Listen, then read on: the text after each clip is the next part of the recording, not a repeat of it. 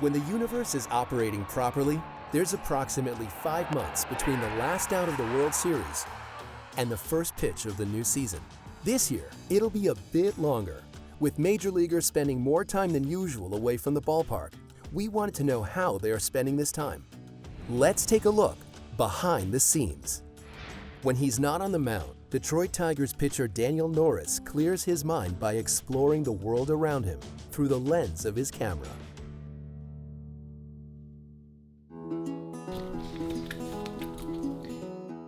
Being able to go out and explore like the cities, it's something I don't want to take it for granted. Like I enjoy this. I enjoy honestly just like the earth we live in, and I like to explore as much as I can. Photos can tell so much just because it's like one instant of a moment is captured forever, you know, so it's kind of quite amazing, really. I like emotion. I like people's emotion just in candid moments. It might be nothing to them, but it's something to somebody else, and I think that's sort of what I look for or I'm drawn to. And it just clears my head. It gives me peace. I just feel good about being up early, having my coffee, like enjoying the green or whatever it is that I'm enjoying, you know, and then I can go on with my day and go to the field and get my work in. It's like the same mellow approach I take to this, I try to take to pitching. When I do it, it's so calming and so peaceful because that's the only thing I'm focused on. Definitely gets my mind off of things, but it's also just very soothing and enjoyable. And where will they take me? I'm not sure, but I'm ready for it. When all this started going down, I was like, well, I guess not much is going to change for me. I'm kind of used to being alone. I've always just been fine hanging out by myself and, you know, holding up in my van or wherever I'm staying. Being able to cruise over to Cocoa and surf has been a pretty big blessing just to kind of clear my head and stay active and all that. I've had a lot more time to kind of dive into some photography and projects I've been working on. So yeah, I mean, as far as like, I love street photography, and that's minimal right now because there's nobody really walking around. But it's been cool. I think if you do want to take a positive out of the negative, it's a good opportunity for us to all like practice some introspection into ourselves and where we're at in our life and how we can better ourselves and treat people better once we get that opportunity to be around them again.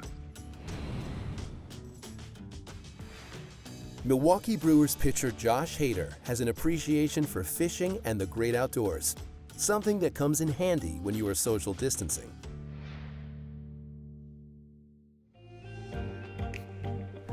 We're at a lake today, going fishing in Scottsdale. Not really sure the name of the lake, but it's a lake with water, so.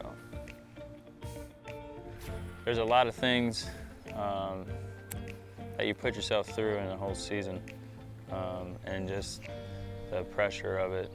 So I think being able to just kick back and relax, I mean, whether it's coming outdoors or whatever, I think that's the best thing anybody could actually do, decompress. There might not even be any fish in here. We could just throw something in the water. You're not fishing if you don't catch it on TV, right? You're sitting there guiding. You know, you guys haven't caught a fish all day. You just gotta get the people going. Oh snap, I just missed him. Now they're thinking, it makes them a little bit happier. Next they're like, oh snap, now there's some fish out there and maybe want to bite. Rough them up a little bit since they don't like the swim bait.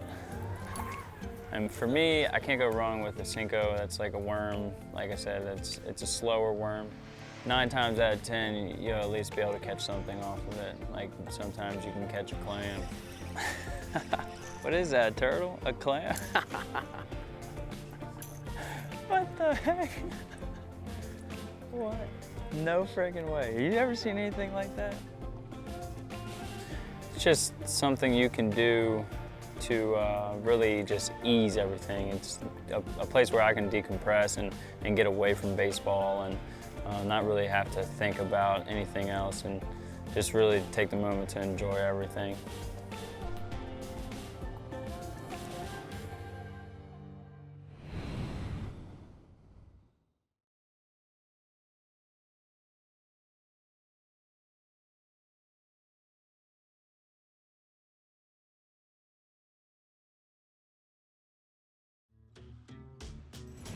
Minnesota Twins pitcher Trevor May has a side hustle that is keeping him busy while staying at home. In fact, it was keeping him busy even before players were told to stay at home.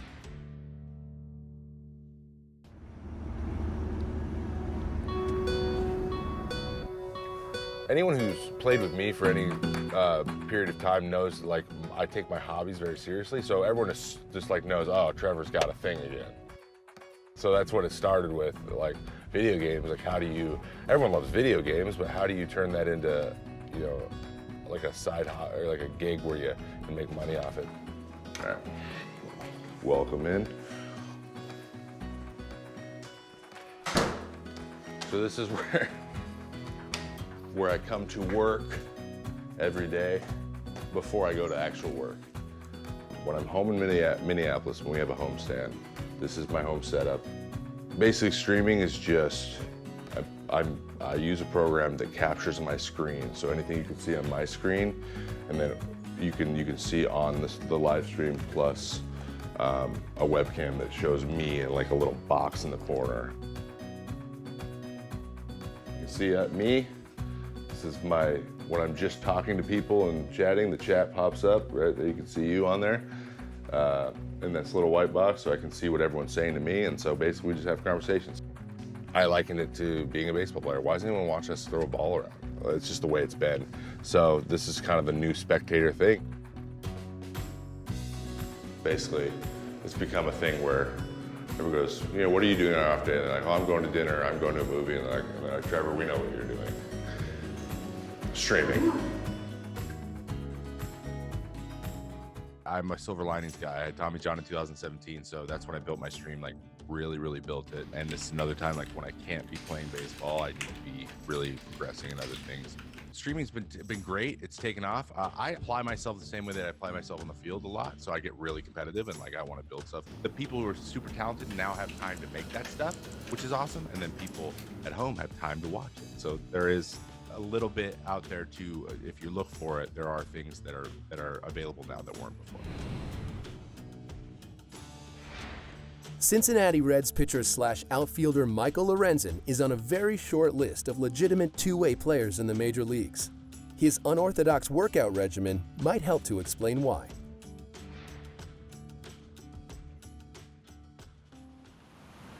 One of my favorite quotes from Ido Portal is when we're working out and he'll say, "This has nothing to do with baseball. I get it. But it has everything to do with baseball." You know, baseball players, people forget, professional athletes. So the better athlete you are, the better you are at your sport, really. Just an unbelievable athlete. This is courtesy of Ido Portal. So this is the warm-up that I do literally every single day. It's saved my shoulders, it's saved everything for me. So Ido Portal is a teacher, but he is someone who's well-studied in just human movement. And he's really good at teaching it. It's almost a way of life in a sense of it's become a part of my lifestyle. You know, just taking care of myself through movement. And it's not just going to the gym and banging around weights, but it's taking care of, you know, my hips, it's taking care of my spine, it's taking care of my shoulders. You have to look at the big picture. And I don't need to do any of this work for me to go out and perform today. I do this work so when I'm 37, 38 years old, in 10 years, I'm gonna be able to perform at the same level. So a goal for me would be to retire when I want to retire, not when the game tells me to retire. So right now we're heading down to Corona Del Mar State Beach. Just gonna do some more movement, flow stuff, just be a little more creative, improvise a little bit. I just like doing little things like this to supplement everything else that I do. So do 2 minutes in each of these positions. Do it every day. You know, if you're in Major League Baseball, you're at an elite level. And so I'm already at that elite level and he's telling me that I'm really bad at certain things. You know, that's really what Ido brought to the table was he showed me that I don't know anything. And like I said, that's a good place to be, because when you feel like you know everything, you're done.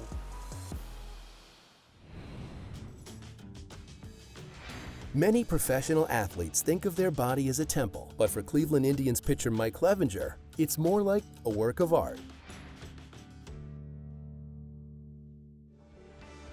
I mean, I think you can look at my tattoos and it kind of tell it's, I mean, I feel like you can take your own depiction.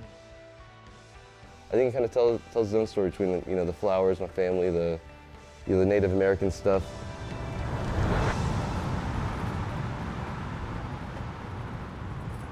Literally, I was looking at tattoos, different style tattoos, and I was already going to go all the way down to my fingernail and my fingertip. And I was like, you know what? I can do mini portraits if I find the right guy. And then through friends in Arizona, came across the right guy. And I was like, this is it, we're doing it. Gonna get a Lil Wayne portrait on my ring finger now. I already had the Jimmy done that everyone saw. And then gonna get Darwin, Charles Darwin, next to the planets and then the Deathly Hallows. It's been a long time coming to really like think about the layout of my hand and really get it all kind of, I'm just now kind of piecing that together. I kind of got the filler idea, which is gonna be like when I do the arrowhead and the native bead. I want kind of like the native bead just run throughout, so it looks almost like a big native beaded blanket or something that you'd hang up that would be running through the background of this. A lot of this work is not all traditional style, but it's not super realism. And to add that realism aspect, even though there's a lot going on, because I have a lot going on obviously, the realism I think would pop and make these kind of even stand out on their own through the other colors and other things I want to do. I can look back and say there's some tattoos that like I probably shouldn't have got, there's some tattoos that whatever, but like at the end of the day, there's a story, a meaning, but it's either gonna be funny or it's gonna be an actual real good, heartfelt story behind it.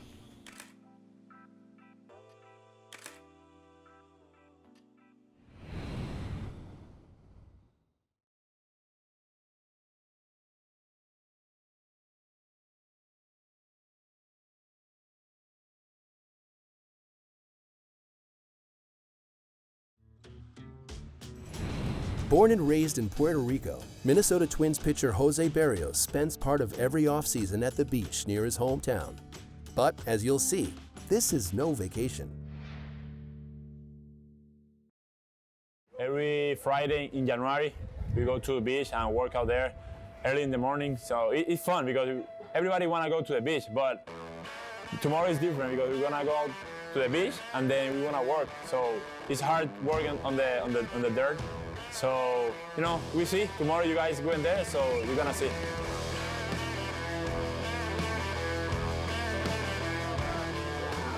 We got a lot of pro baseball players, you know, a couple of them, they play high A to triple A, so we got that really big group. Someone they play rookie ball and other two is right now in the high school.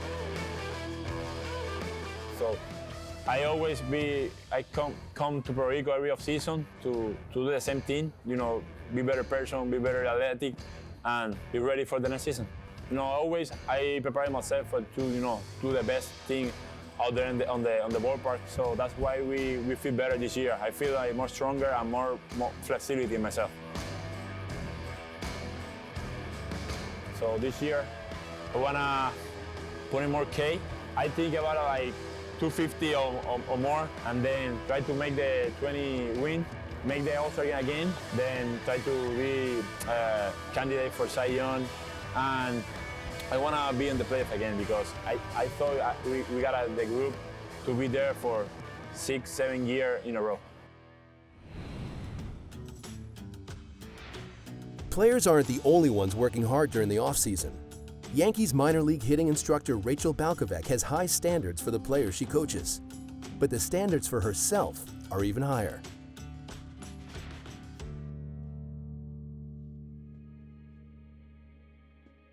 No matter what, every person that's doing something out of the norm right now undoubtedly was told that they couldn't do it. And sometimes the only person you can listen to is yourself.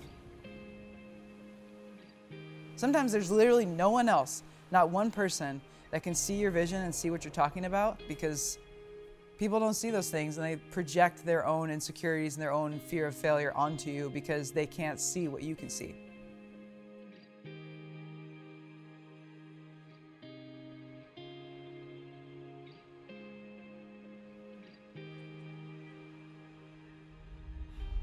I've been told, like, well, you know, maybe because you're a woman, you feel like you have to overdo it and like be this like really hard, you know, hardened person. And again, there might be a little bit of that, but like that's who I've always been. So I'm gonna train like an athlete for as long as I possibly can to like at least get myself in that mindset and require the level of discipline it takes to compete and be an athlete and be physically fit and all those things, so that when I'm asking that of somebody, it's not something that I can't do myself. If the athlete signs the piece of paper and says, I am now a professional in this sport, you've signed up to like have that level of discipline to get you as far as you possibly can for as long as you can. I think the perception is if the athlete comes in and does something and then, you know, they leave happy and you give them knucks and, you know, that happens, like that means you're a good coach. And I think a great coach, and this is biased based off of like how my parents raised me, how coaches coached me, is somebody who looks at you on your best day and says, I know you've got more.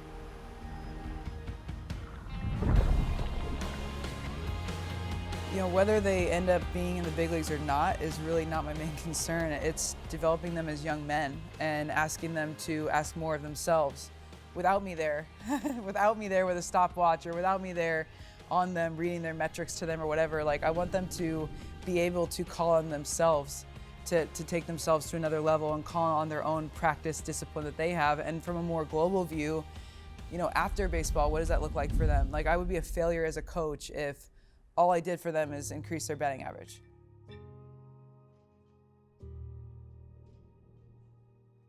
My main goal for them is to become better men and to treat themselves better, ask more of themselves, so that in turn they can ask more of, you know, their family, and they can treat their wives well, they can treat their daughters and their sons in the future well. That's my main goal. It really has nothing to do with baseball, but baseball is the medium or the vehicle to get them there.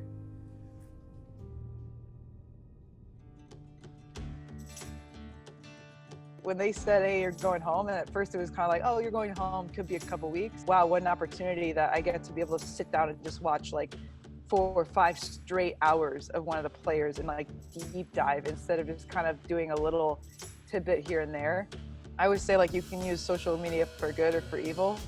And this is one instance where I found an opportunity where you can use it for good. So like starting a GoFundMe that I'm gonna pledge $5 a day of my own salary to this GoFundMe and donate it weekly to a different cause.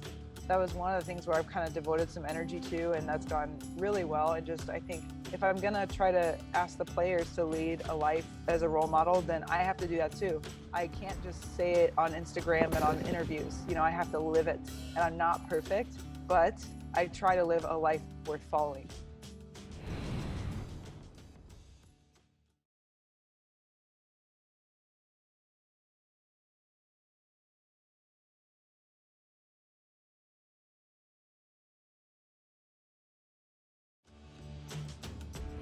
Everyone is dealing with the uncertainty of this baseball season in different ways. For Cincinnati Reds pitcher Trevor Bauer, remembering where he came from has helped put everything into perspective.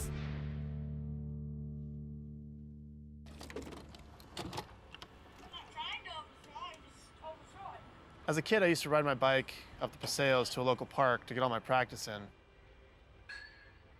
I'd have a bucket of balls on one handlebar, another bucket of balls on the other handlebar, have my shoulder tube kind of underneath my arm, resting on the handle of the bike. You don't think that you're going to necessarily go back to that once you make it to the big leagues. But those experiences that I've had, being alone and figuring out how to get my practice in and get my work in, have really prepared me for this moment.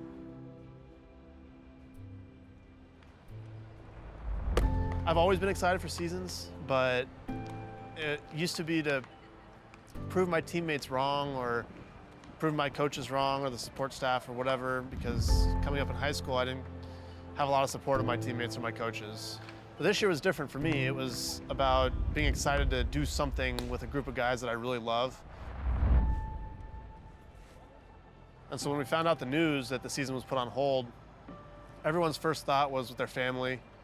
And after their family, it was with their friends, their teammates, those that are close to them. it was a good check-in on what's really important to us as people. You know, it's humans first, it's relationships first, and then baseball kind of comes second. And then after all that, you know, it started to set in after a couple days of not being at the field. There's a lot of questions. What were we training for? Were we going to train? How were we going to train? Where were we going to train? A lot of these things that are still unanswered. But at no time in our baseball careers have we ever not known what we were preparing for. We've always had spring training at a certain date. The season always ends on a certain date. It starts on a certain date. You have the schedule ahead of time. You know the routine. You got 3.5 months for the off season, then a month and a half of spring training, then 6 months of season. And if you're lucky, you get playoffs. Now we don't know what we're training for, if there's even going to be a season. Is there going to be playoffs? Are we going to be at spring training complexes or in the home city? We don't know any of this. So it's really hard to prepare for something that you don't even know what's going to happen. So some of those lessons that I learned as a kid about how to get my work in with no guarantees, and going up to the park on Saturday and Sunday nights and throwing and getting my work into trying to improve, they've really prepared me for this moment. This whole situation has kind of served to connect me back to my roots. I think it's a good perspective for all the guys now, especially with all the uncertainty, to just check back in with why we love the game, what made us fall in love with it in the first place, and kind of bring that energy once season comes back, because at the end of the day, we all just want baseball back.